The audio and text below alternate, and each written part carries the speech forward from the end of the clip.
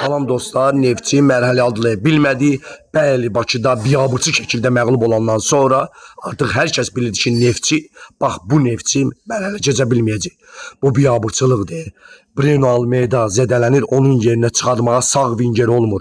Götürüb Ribeironu utanmaz sağ vinger kimi oynadır. Utanıb xəcalət çəkirsiniz siz. Hə? Niyə görə transfer eləmirdiniz, hə? Mən yoxlama oyunlarında deyirdim ki, bu heyətlə heç yemək olmaz. Bu yoxlama görüşləri göstərirdi ki, Neftçi çox zəifdir.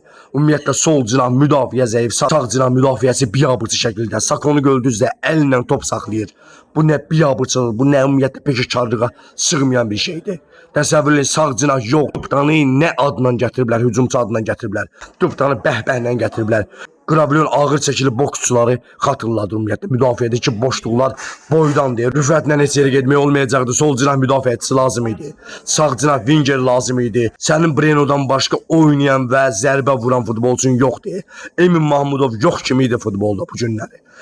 Bu günləri sənə playmaker lazım idi. Amma almadın. Nə playmaker aldın, nə winger aldın, nə sol cinah müdafiəçisi aldın, nə Sakoya əvəzləyici aldın, nə normal hücumçu aldın. Sambonu saxlayanda mən bildim ki, bu heyətlə ümumiyyətlə uzağa getmək olmaz.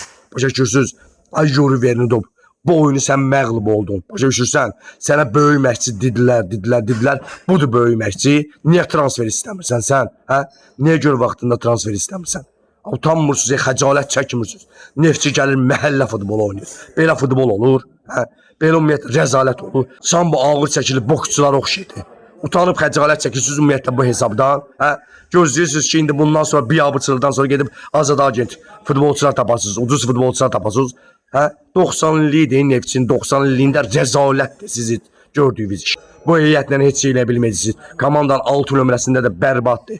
Mehdudan tutmuş Dalmediyacan çatdıra bilmirlər. Bu günlər playmaker lazımdır, bu günlər sağ winger lazımdır, bu gün hücumçu lazımdır. Bu gün Sekri, Nəbim Topdanı, Ştogrini göndərin avtobusdan çıxsınlar, geçsinlər. Valla bu nəticəyə görə utanın, xəcalət çəkin.